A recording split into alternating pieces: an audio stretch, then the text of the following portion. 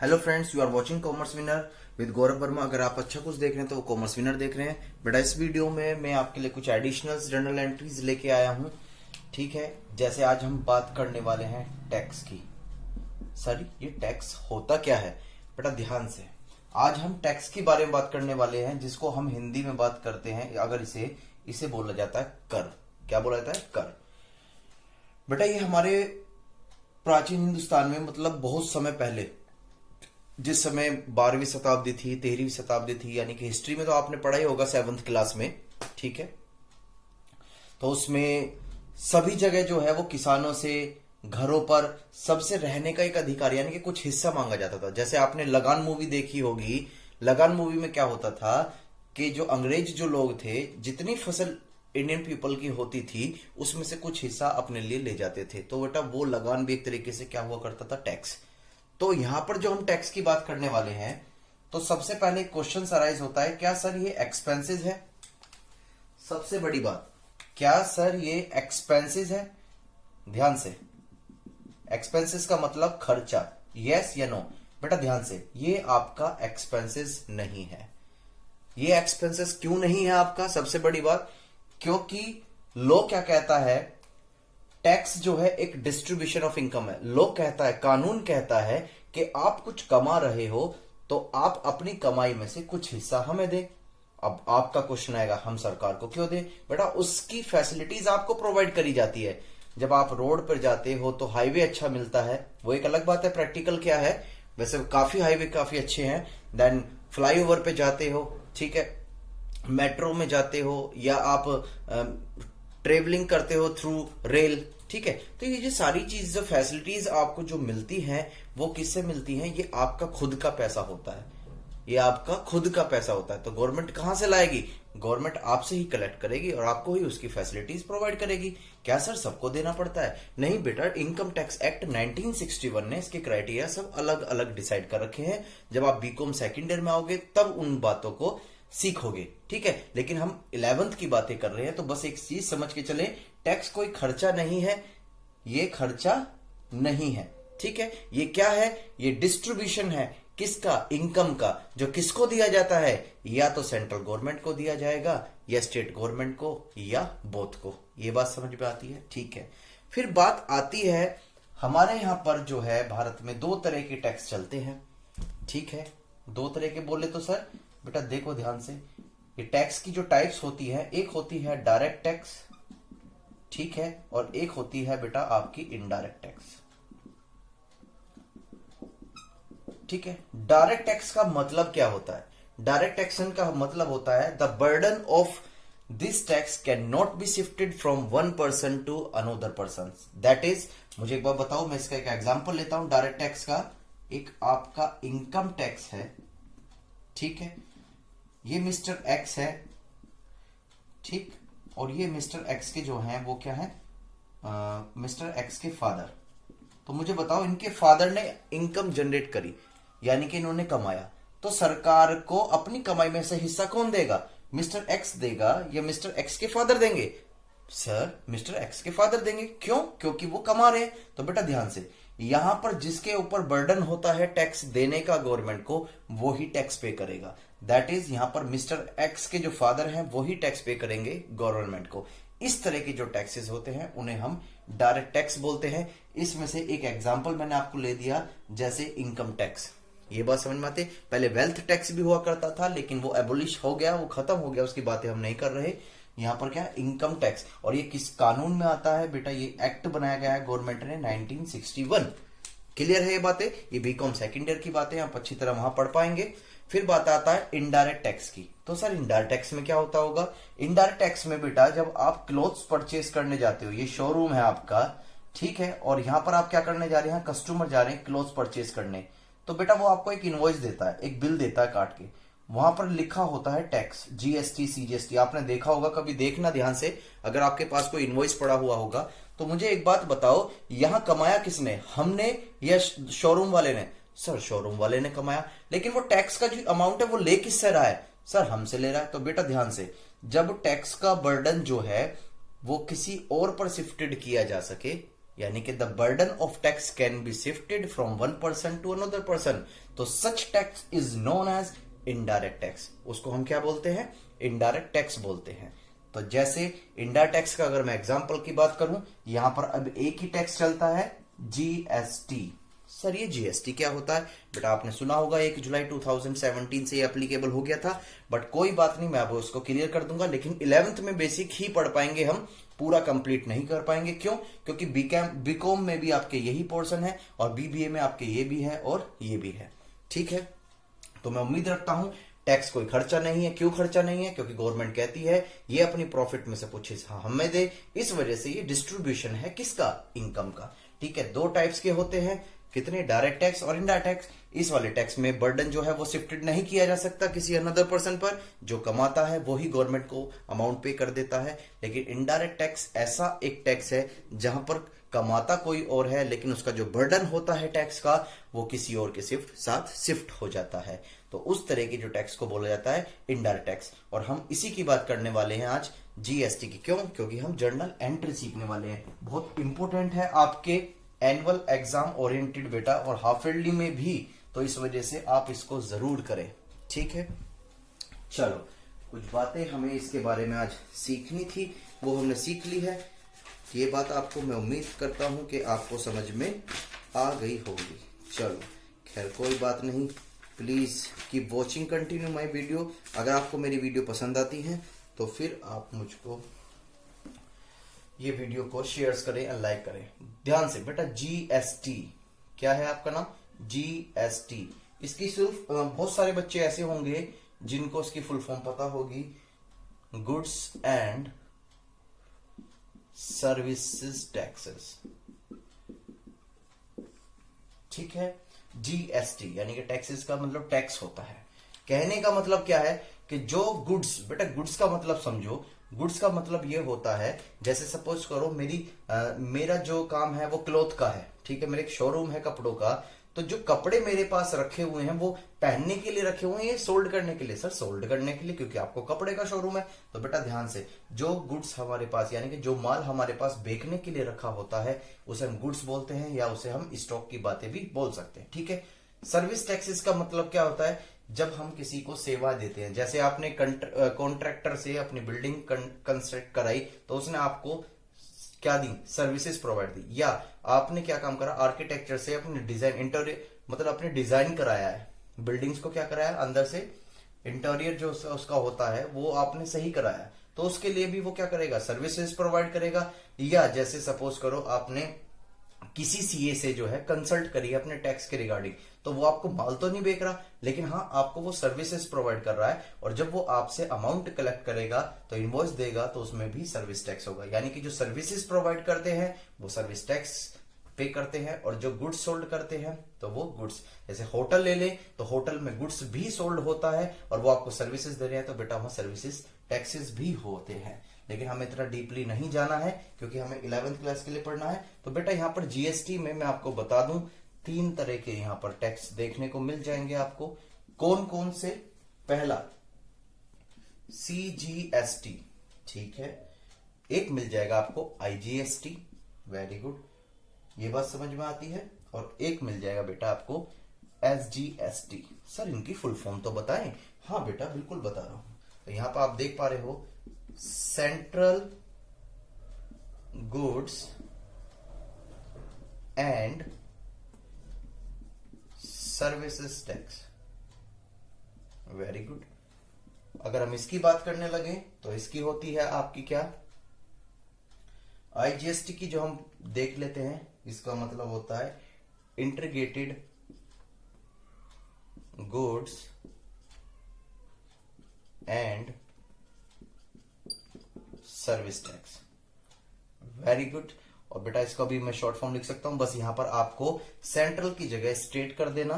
क्या कर देना बेटा? स्टेट, ठीक। और यहां पर जो गुड्स एंड सर्विस टैक्स है वो ही इसकी फुल फॉर्म होगी, goods and service tax.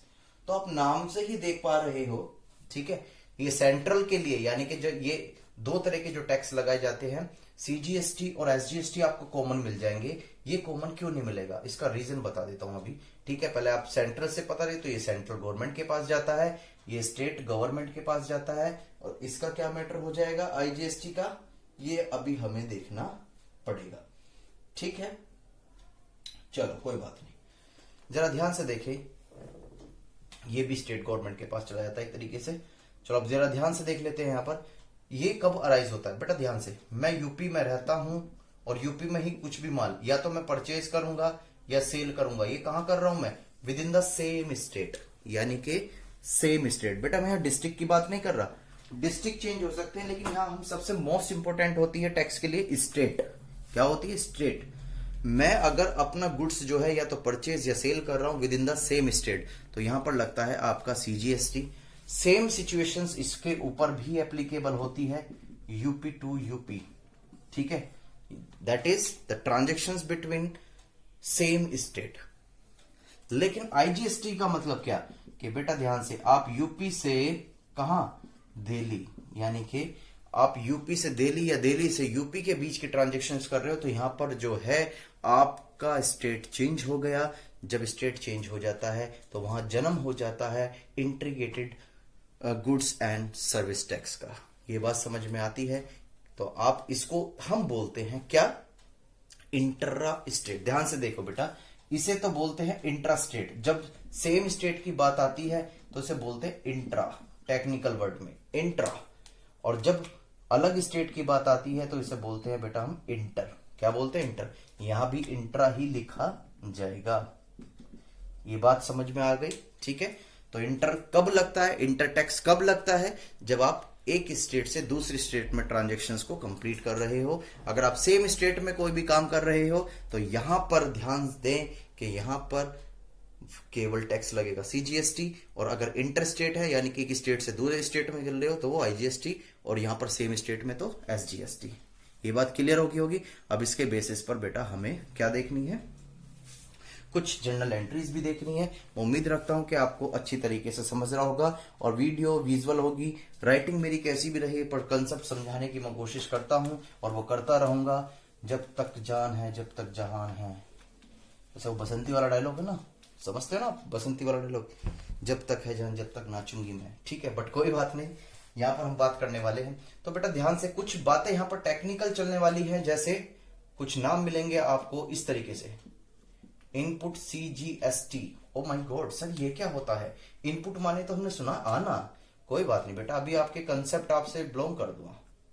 SGST, ओहो, इनपुट आईजीएसटी, ओहो, ये सारी बातें हैं। कुछ आपको सुनने के लिए मिलेगा आउटपुट सीजीएसटी, ओहो, ये भी है। कुछ मिलेगा आपको क्या, आउटपुट एसजीएसटी, ये बातें भी हैं। कुछ मिलेगा आपको आउटपुट आईजीएसटी। सर ये समझ में नहीं आ रहा, सर ये क्या आपने, ये तो सर क्या लिख दिया, इनपुट इनपुट आउटपुट आउटपुट। बेटा ध्यान से अभी समझ तो लो, बिल्कुल ध्यान धैर्य रखो, कोई नहीं, सब कुछ कंप्लीट होगा, प्लीज। बेटा इनपुट, इनपुट का मतलब आप समझ पा रहे हो, एक तरीके से आना, हाँ जी, और आउटपुट का मतलब भी समझ पा रहे हो, एक तरीके से जाना। ठीक है, तो ध्यान से देखें, ये मेरी एक शॉप है, यानी कि एक शॉप क्या, मैं तो अब शोरूम बनाऊंगा क्योंकि पढ़ाते पढ़ाते मैं अमीर हो गया भैया। ठीक है, कोई बात नहीं, अपने आप को चेंज करते हैं, फीलिंग अच्छी आती है। शोरूम हो गया मेरा, क्या हो गया, शोरूम। तो जब मैंने गुड्स परचेज किए, क्या करे, गुड्स परचेज, तो मुझे बताओ जिससे मैंने गुड्स परचेज करे हैं वो मुझसे क्या लेगा, टैक्स लेगा। नॉर्मल बात कर रहे हैं, बहुत सारी स्कीम्स होती हैं इसके अंदर भी, लेकिन हम एक सिंपल सी बात कर रहे हैं। ठीक है, क्योंकि बहुत सारे जो बच्चे देख रहे होंगे, क्या पता उन्हें इससे भी ज्यादा नॉलेज हो, लेकिन हम बस 11th क्लास को ध्यान में रखते हुए बात कर रहे हैं। कभी यहाँ कंपोजिशन स्कीम्स की बात नहीं कर रहे, एग्जाम्प्ट की बात नहीं कर रहे हैं, सिंपल बात कर रहे हैं। तो ध्यान से, यहां पर मैंने जो है इस से गुड्स परचेज किया है, हाँ किया है, तो बदले में अब मैं इनको क्या दूंगा, अब यहां तक तो मैं कैश यानी कि अमाउंट भी पेड करूंगा, और साथ में साथ बेटा मुझे टैक्स भी पे करना पड़ेगा। क्या करना पड़ेगा, टैक्स भी पेड करना पड़ेगा। ये बात समझ में आती है? हाँ, क्योंकि सर अभी आपने बताया जब वो इनवॉइस आपको देगा तो उसमें अमाउंट भी होगी, साथ में टैक्स भी होगा। ठीक है, तो परचेज के समय जब हम कोई टैक्स पे करते हैं तो बेटा उसे इनपुट बोलते हैं। क्या बोलते हैं हम उसके, इनपुट। यानी कि इनपुट सीजीएसटी अगर सेम स्टेट में ट्रांजेक्शन हो रही है, और अगर हम इंट्रा स्टेट करते हैं, क्या करते हैं, इंट्रा स्टेट, तो ये ट्रांजेक्शन्स होगी। अगर हम इंटर स्टेट करेंगे यानी कि एक स्टेट से दूसरे स्टेट से परचेस करते हैं, तो वहां पर हमें इनपुट आईजीएसटी राइट डाउन करना पड़ेगा। ये बात समझ में आ गई होगी, मैं उम्मीद करता हूं। ठीक है, अब यहां पर जो बातें आने वाली हैं आउटपुट की, तो सर जब परचेस पर इनपुट लगता है, तो जब मैंने कस्टमर को सेल किया तो कस्टमर से मैं क्या चीज लूंगा, अमाउंट्स और प्लस का टैक्स। जब मैंने यहाँ पे किया है और मैं क्या करूंगा, अमाउंट लूंगा और टैक्स लूंगा। तो बेटा सेल के साथ जब कोई टैक्स कलेक्ट किया जाता है उसे बोला जाता है क्या, आउटपुट। अब वही बातें अगर सेम स्टेट है तो एसजीएसटी और सीजीएसटी, अगर इंटर स्टेट है दैट इज वन स्टेट अलग है और दूसरा स्टेट अलग है, तो वहां पर हो जाएगा आउटपुट आईजीएसटी। ये बात समझ में आ रही होगी, ठीक है, क्लियर है ये बातें। मैं उम्मीद करता हूं कि आपको सबको समझ में आ रही होगी ये बातें। आज थोड़ी सी मैंने बेसिक नॉलेज देने की आपको कोशिश करी है, ठीक है, वेरी गुड। उम्मीद रखता हूं कि आप इस चीज को समझ गए होंगे, ठीक है। तो क्या हमें कुछ एंट्रीज देख लेनी चाहिए, ठीक है बेटा। आज हम जीएसटी की एंट्री देखते हैं, ये सबसे मोस्ट इंपोर्टेंट है। क्यों, अगर टेक्निकल आप बीइंग अकाउंटेंट और आपको ये टैली में पहले वैट चला करता था, तो वैट वैल्यू एडेड टैक्स उसकी बातें हम नहीं कर रहे, वो आपके समय की बात नहीं थी। लेकिन आप जीएसटी के दौर पर चल रहे, तो जीएसटी के बारे में कुछ नॉलेज होनी जरूरी है, ठीक है बेटा। चलो इसके बारे में हम 11th में अब कुछ एंट्री देख लेते हैं। चलो मैं कुछ एग्जाम्पल नोट करवा रहा हूं, जरा एक एग्जाम्पल नोट करिएगा ये वाला। यहां पर हम क्वेश्चंस कहते हैं गुड्स परचेज। हमने क्या करा, गुड्स परचेज किया है, कितनी अमाउंट का, 5000 रुपीज का, ठीक है। प्लस साथ में हम क्या ले रहे हैं, सीजीएसटी एंड एसजीएसटी। बेटा आपको परसेंटेज क्वेश्चन में मिलेगी, आपके लेवल पर क्वेश्चंस में परसेंटेज मिलेगी, ध्यान से। वरना ये परसेंटेज जो है, जैसे जिस गुड्स में या प्रोडक्ट में हम डील करते हैं उसके अकॉर्डिंग ये परसेंटेज चेंज हो जाती है, ठीक है। लेकिन आपको घबराने की जरूरत नहीं है, 11th क्लास में बस इतना ही ध्यान देना है कि ये परसेंटेज आपको मिलेगी। और ये बोल रहा है 6% ईच, यानी कि 6% से ये वाला टैक्स लेवी होगा और ये वाला लेवी होगा, यानी कि लगाया जाएगा, ठीक है। चलो बहुत अच्छी बात है जी, बहुत अच्छी तरीके से, ठीक है। तो बेटा जब हम परचेस करते हैं तो हम क्या करते हैं, परचेस को डेबिट करते हैं। ये बातें मैं आपको लास्ट वीडियो में अपने यहां बता चुका हूं। तो यहां पर हमने परचेस अकाउंट डेबिट, क्योंकि हमने गुड्स खरीदा है, और जब गुड्स खरीदते हैं तो ध्यान से यहां पर क्या होती है एंट्री, परचेस की। क्योंकि लो कहता है कि जो गुड्स आप सेल करने के लिए खरीद रहे हो उसको हमेशा एक ही अकाउंट में शो करे, परचेस, ठीक है। अब जैसे बेटा मेरी क्लॉथ्स की दुकान है, मेरे पास जींस भी हैं, टॉप्स भी हैं, सूट भी हैं, कोट भी हैं, क्या सबके अकाउंट्स अलग अलग ओपन करूंगा, नहीं। लो कहता है कि आपने खरीदे किस चीज के लिए, उसका पर्पस क्या है, सर उसको हमने बेचने के लिए खरीदा है। तो ध्यान से उसको एक ही पिटारे में डाल दो, यानी कि एक ही अकाउंट्स में हम डाल देते हैं, जिसको बोलते हैं परचेज अकाउंट। क्लियर है, ये बहुत अच्छी बात है। और फिर दूसरी बात क्या होती थी, जब हम परचेज करते थे, तो यहाँ क्रेडिट की बात नहीं कर रहा हूं अभी मैं, हमने यहाँ पर उसको पेमेंट कर दी थी, तो हमारी जेब से क्या होगा था, कैश। ये ऐसा सोचते हैं, लेकिन मैंने आपको अपनी वीडियो में समझाया था, रियल अकाउंट्स डील करता है एसेट्स को, और ये हमारी क्या है, एसेट्स है। और वो कहता था क्या, अगर एसेट्स आ रही हैं तो डेबिट कर दीजिएगा, अगर एसेट्स जा रही हैं तो क्रेडिट। तो इस वजह से हमने यहां पर इसको कैश को क्रेडिट कर दिया। क्यों, क्योंकि जब हम गुड्स खरीदते हैं तो उस समय हमें पेमेंट देनी होती है। मैं उम्मीद करता हूं ये तो आपको अच्छी तरीके से आता होगा, पहले भी हम सीख चुके हैं। चलो, पर बात आती है यहां टैक्स की, क्योंकि इसमें आपके लिए नई ये बातें हैं, ध्यान से। बेटा होता क्या है मैं आपको बता दूं, ये डेबिट में क्यों आएगा, ये सबसे मोस्ट इंपोर्टेंट पॉइंट ये है कि डेबिट में क्यों आएगा। देखो होता क्या है, जैसे सपोज करो जब आप परचेज करके आए तो आपने, मैं इनपुट की बात कर सकता हूं, तो आपका जो इनपुट टैक्स था, क्योंकि आप समझ चुके हैं, वो था 200 रुपीज। लेकिन जब आपने सेल करा वो प्रोडक्ट, तो आपका आउटपुट टैक्स जो था वो था 400 रुपीज। तो मुझे बताओ क्या सरकार को आप 400 दोगे, नहीं। आप क्या कहोगे, देखो सरकार से आपने कलेक्ट कितना किया है, 400 रुपीज। कितना कलेक्ट किया है बेटा आपने, 400 रुपीज। लेकिन जिस समय आज परचेज करके लेके आए थे उस समय आपने गवर्नमेंट को कितनी अमाउंट दे दी थी? 200। तो ध्यान से आप यहां पर किस तरीके से निकालोगे कि जी आउटपुट टैक्स जो है वो है हमारा 400 का, और इनपुट टैक्स जो है वो है हमारा 200 का। ठीक है, तो इस वजह से बस इसको कितनी पेमेंट करनी है? गवर्नमेंट को जो हमें टैक्स पेड करना है वो करना 200। देना तो कितना था? 400। 200 तो हम तब पे कर आए जिस समय हम परचेस करके आए थे। ठीक है, और 200 हम अब कर देंगे पे, क्या दिक्कत है? ये बात समझ में आ गई बेटा? ये जो बेनिफिट्स मिलता है इनपुट टैक्स का, इसे हम बोलते हैं आईटीसी, इनपुट टैक्स क्रेडिट। ये ज्यादा डीपली बातें हैं पर नॉलेज होनी चाहिए, इसे बोलते हैं हम इनपुट टैक्स क्रेडिट। तो अब ध्यान से देखो कि जब आप परचेस करके आए थे तो आपने क्या किया था? टैक्स की पेमेंट करी थी। किसकी पेमेंट करी थी? टैक्स की। तो मुझे बताओ बेटा, इसका बेनिफिट आपको फ्यूचर में मिलेगा नहीं मिलेगा? हाँ सर, कैसे मिलेगा वो ध्यान से देख लेते हैं। जब आप गुड्स को सोल्ड करोगे तो उस पर जो टैक्स की वैल्यू कैलकुलेट होके आएगी, उसमें से हम वो अमाउंट लेस कर देंगे जो आप at the time of purchase paid करके आए थे। तो ध्यान से, और मैंने आपको बताया था जिसका बेनिफिट फ्यूचर में मिलता है वो सारी हमारी एसेट्स होती हैं। क्या होती है बेटा? वो हमारी एसेट्स होती हैं। इस वजह से इनपुट टैक्स हमेशा कहां आएगा? डेबिट साइड में, यानी कि इनपुट सीजीएसटी अकाउंट डेबिट और इनपुट एसजीएसटी अकाउंट डेबिट। ये अच्छी तरीके से समझ में आ गया होगा। अगर किसी को नहीं आता है तो प्लीज आप मुझे कमेंट में जरूर बताएं, पर मैंने इस तरीके से समझाया है कि यहां पर बहुत सारे ये भी कह सकते हैं कि खर्चा होता है डेबिट, नहीं, इसे नहीं बेटा, कंसेप्ट पे ध्यान दो। कंसेप्ट यही है। ठीक है, अब यहां पर कैलकुलेशंस, बात आती है अमाउंट्स की। तो एंट्री तो हम सीख चुके हैं, कुछ बच्चे क्रैमिंग करने वाले होंगे वो कर चुके हैं कि परचेस के साथ इनपुट आएगा तो इधर लिख देंगे, कैश तो जाना ही जाना है। बट कोई बात नहीं, मेरा फर्ज है बीइंग अ टीचर रास्ता दिखाना, आपको एंटर करना खुद ही होगा उसमें। तो परचेस कितने की करके आए थे हम? 5000 रुपीज की, लेकिन इस पर जो टैक्स लगेगा 5000, इसका 6%। तो यानी का दोनों का ये सेम ही है, 6%। That is 300 rupees, that is 300 rupees and total is 5600। मैं उम्मीद करता हूं कि ये एंट्री आपको समझ में आ गई होगी। नरेशन भी आप बना सकते हो उसकी, being goods purchase for cash, बस यहां पर being goods purchase for cash and paid CGST और एसजीएसटी, ये अमाउंट आप यहां पर जर्नल एंट्रीज इसकी जो नरेशंस होती है वो आप लिख सकते हो। मैं उम्मीद करता हूं कि आपको वो लिख सकते हैं।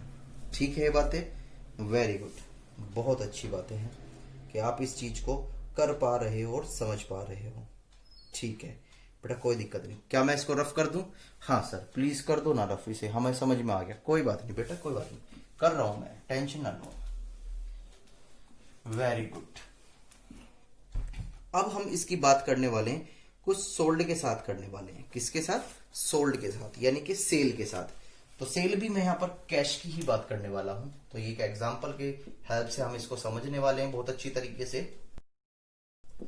ठीक है, तो ध्यान से देखते हैं।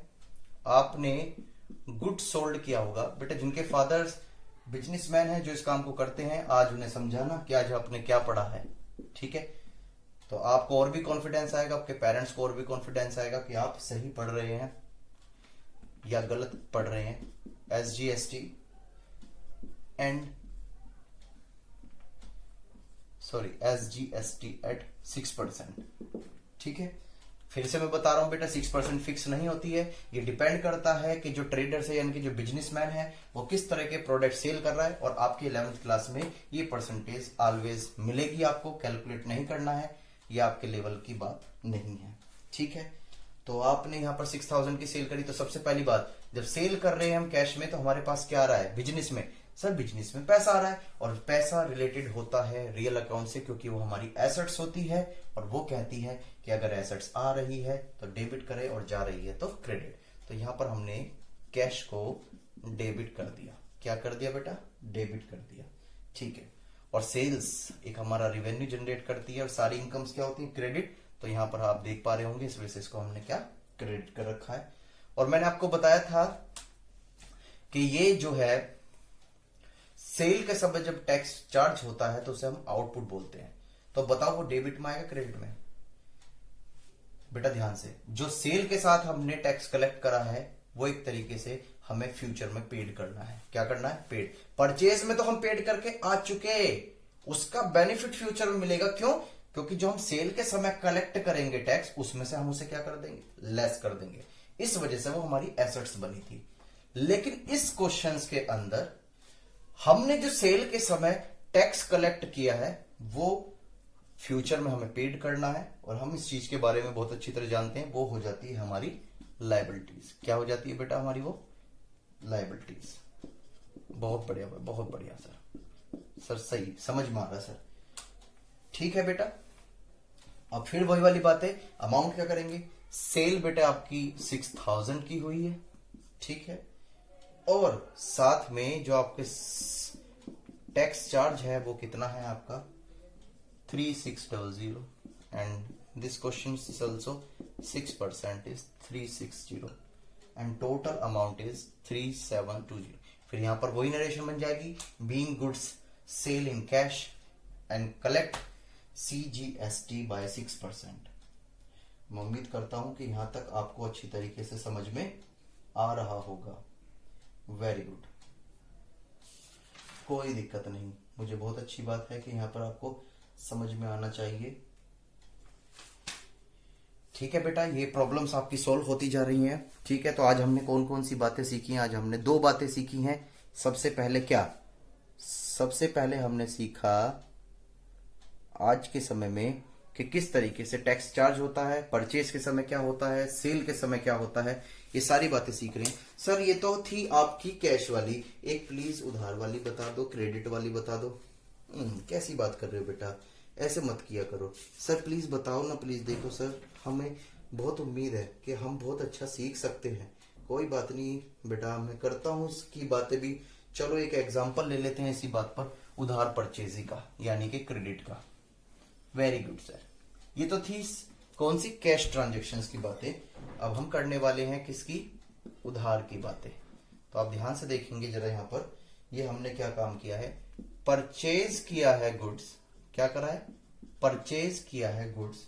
किससे? फ्रॉम राकेश से। बेटा यहां पर नाम आ रहा है क्या? राकेश, ठीक है, फॉर 30,000 रुपीज का। बहुत अच्छी बात है। प्लस CGST एंड SGST कितनी परसेंट है? 6% ईच। सर ये क्या बात हुई? बेटा ध्यान से, नाम हम तभी लिखते हैं ट्रांजैक्शन में जब बात उधार की हो। एक सीधी सी बात है, मैं किसी परचून की दुकान पर गया, मैंने वहां से अंकल चिप्स का पैकेट परचेज किया और बदले में 10 रुपीज दे दिए। क्या वो मेरा नाम राइट डाउन करेगा? कहीं नहीं करेगा। ठीक है, मोहल्ले में दुकान थी मेरे, ठीक, लेकिन मैंने 10 रुपीज नहीं दिए, अब वो मेरा नाम लिख लेगा। क्यों? क्योंकि मैं गुड्स परचेज करके आया हूं। जब तक क्वेश्चंस यहां पर बस नाम दे रखा है और कोई ट्रांजैक्शंस नहीं है, तो वो हम क्रेडिट ही मान के चलेंगे, उधार ही मान के चलेंगे। ये बात आपको पता होनी चाहिए। क्लियर है? हाँ, कभी कभी एक सिचुएशंस ऐसी हो जाती है, यहां लिखा होता है purchase goods from Rakesh in cash, तो यहां पर नाम भी आ रहा है, कैश भी। तो बेटा ध्यान से, जब क्लियर क्वेश्चंस को पढ़ना जरूरी है, नाम समझकर वहां पर क्रेडिट वाली एंट्री पास मत कर देना, वो क्वेश्चन आपका गलत हो जाएगा। क्यों? क्वेश्चन क्लियर कह रहा है खरीदी तो राकेश से है, लेकिन हमने कैश में ट्रांजैक्शंस करी है। हाँ, अगर यहां पर कहीं भी क्वेश्चंस में कैश के बारे में बातें ना हो तो हम ये अज्यूम करते हैं कि नाम तभी आता है जब आपने गुड्स उधार यानी कि क्रेडिट बेसिस पर परचेज करे हो। क्लियर हो गई बातें? तो ध्यान से, परचेज के साथ वही पुरानी बातें कि परचेज अकाउंट डेबिट। ठीक है, तो इसमें आप क्या करने वाले हो? सर हम तो बहुत समझदार हैं, हमें एंट्री समझ में आ गई। इनपुट CGST, साथ में इनपुट SGST। लेकिन ध्यान से बेटा, यहां पर हम क्या करते थे? जब ट्रांजैक्शंस कैश में हुआ करती थी तो कैश अकाउंट यानी कि कैश हमारे यहां से जाता था, और कैश थी हमारी एसेट्स, और एसेट्स को डील करता है रियल अकाउंट, और वो कहता था एसेट्स आ रही हैं तो डेबिट और जा रही हैं तो क्रेडिट। लेकिन यहां पर ध्यान से, यहां पर क्या हुआ है? यहां पर हमारी लायबिलिटीज इंक्रीज हुई है सर। भाई सीधी सी बात है, आपने राकेश से परचेज किया है तो क्या उसे अमाउंट पे करी आपने? नहीं करी, तो यानी कि आप क्रेडिट परचेस करके लाए हो। और जब मैंने आपको बताया था जब किसी का नाम आ जाता है तो वहां पर यूज किया जाता है पर्सनल अकाउंट्स। क्या बेटा? जब नाम आ जाता है, चाहे वो कंपनी हो या कोई इंडिविजुअल पर्सन हो, तो वहां पर नाम आ जाता है पर्सनल अकाउंट्स का। उसके रूल्स क्या कहते थे?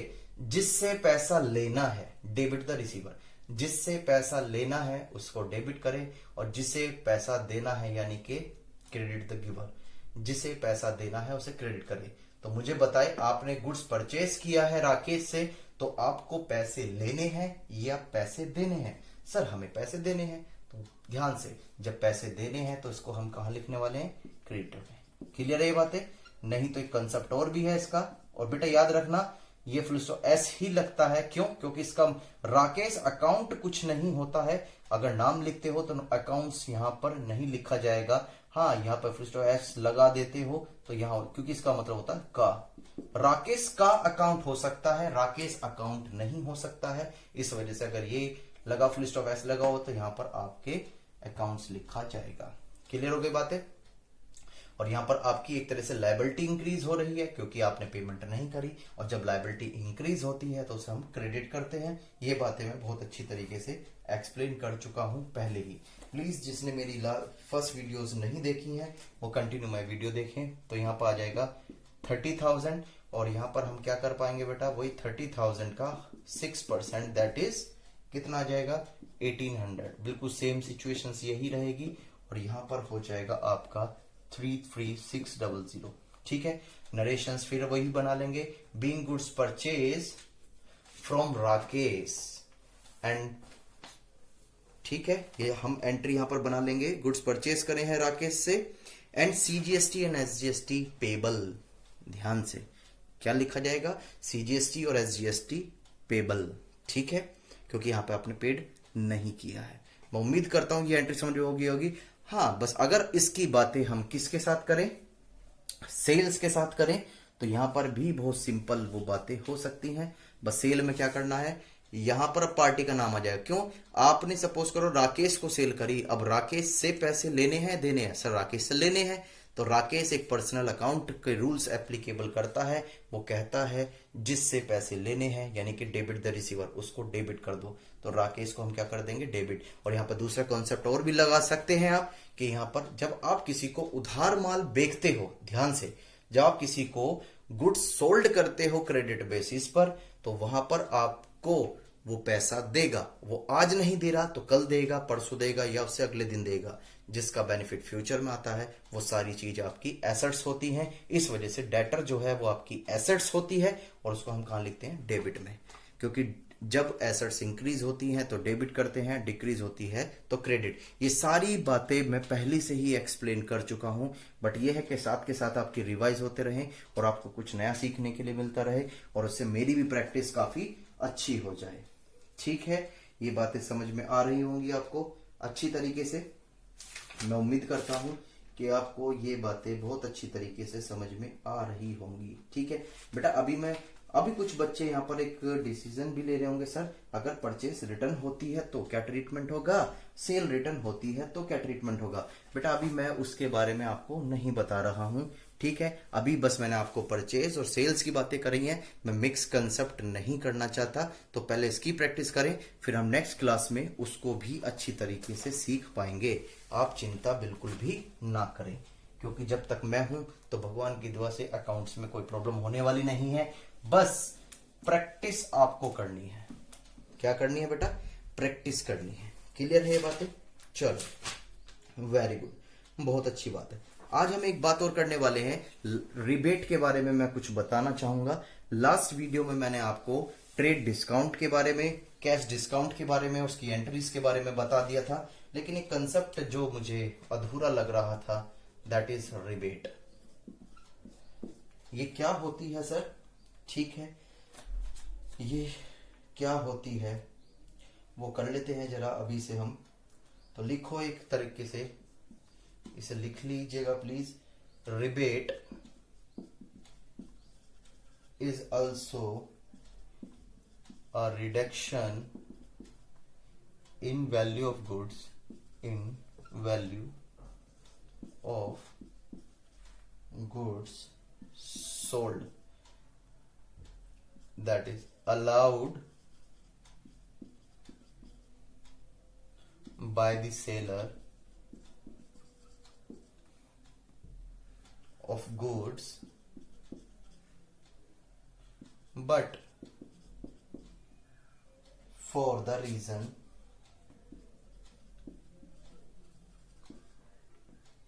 other than for which trade discount is allowed.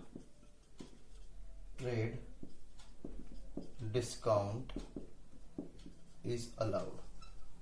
जल्दी से नोट करिएगा बेटा, इसको स्क्रीनशॉट्स ले जल्दी से।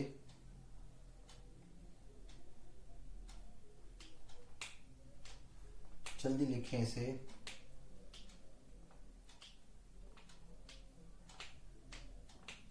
ध्यान से बेटा, मैं आपको बता दूं वैसे जो रिबेट और ट्रेड डिस्काउंट, क्या ट्रेड डिस्काउंट तो इस वजह से होती है कि हमें बिजनेस अपना इंप्रूव करना है, यानी कि एक तरीके से चलाना है, तो वहां पर हमें जो है गुड्स की क्वालिटी जो होती है उसमें कोई कॉम्प्रोमाइज नहीं होता। ठीक है, इस वजह से वहां जो दुकानदार है वो सोचता है कि जो मुझे गुड्स है वो इतने का सोल्ड करना है। जैसे मैंने एग्जांपल लिया था, गुड्स की क्वालिटी बहुत अच्छी थी, वो मुझे शूज का जो पेयर था वो 2000 का सोल्ड करना था, तो मैंने क्या किया 4000 उसकी एमआरपी करके 50% का डिस्काउंट दे दिया।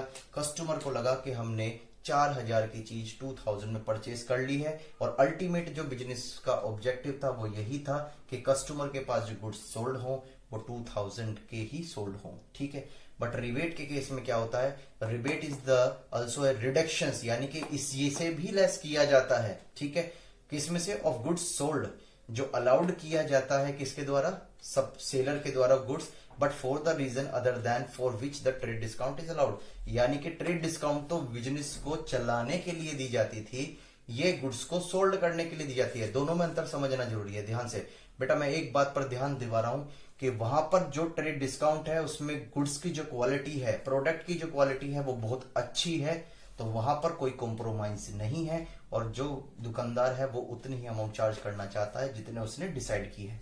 लेकिन यहां पर इट मे भी है, पॉसिबिलिटीज नहीं है कि जो रिबेट दी जाती है वो ज्यादातर उन प्रोडक्ट पर दी जाती है, डिस्काउंट एक तरीके से हम कह सकते हैं, जिनकी क्वालिटी खराब है। जैसे मैंने गुड्स परचेज कर लिया, जैसे कटी हुई जींस आती है हमें, जिन पर कट लग जाता है, जो रिजेक्टेड कपड़े हो जाते हैं, शर्ट भी हो जाती है। ठीक है, अब अगर आप उसे शॉप से परचेज करोगे तो 700 की, और मैं उसे 300 की सोल्ड कर दूंगा। उसका कारण क्या है बेटा, ये जो बीच में जो हो जाएगी रिबेट हो जाएगी। रिबेट क्यों हो जाएगी, क्यों, क्योंकि इसकी क्वालिटी में कहीं ना कहीं कोई डिफॉल्ट है। ठीक है, कोई कट लगा हुआ है, कोई रिजेक्टेड है, कोई प्रिंटेड सही नहीं है, यानी कि क्वालिटी जो है प्रोडक्ट की वो स्पेसिफाइड प्रोडक्ट के अकॉर्डिंग नहीं है। ये बात समझ में आती है। तो इस केस में हम क्या देते हैं, रिबेट देते हैं। ये छोटा सा पॉइंट था जो मेरे दिमाग में चल रहा था, जो मुझे सोच रहा था कि बताना चाहिए। तो हमने क्या क्या चीज सीखी है, ट्रेड डिस्काउंट हमने सीख लिया, हमने कैश डिस्काउंट भी सीख लिया, और आज हमने रिबेट भी सीख ली। तो यहाँ पर जो है ये ज्यादातर तभी दी जाती है जब जो सेलर जो है वो ज्यादा क्वांटिटी परचेज कर लेता है गुड्स की, और उस गुड्स की क्वालिटी इतनी अच्छी नहीं होती है, तो यहाँ पर सेलर को जो है कस्टमर को सोल्ड करने के लिए कुछ डिस्काउंट देनी पड़ती है। ठीक है, उसे बोला जाता है एक तरह से रिबेट।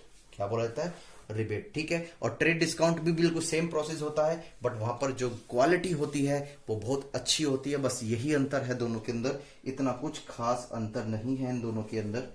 ये बातें समझ में आ गई होंगे। और मैंने आपको ये भी बताया था, ट्रेड डिस्काउंट की भी कोई एंट्री पास नहीं होती, रिबेट की भी नहीं होती, बस कैश डिस्काउंट की एंट्री पास होती है। ठीक है, ये बात क्लियर है।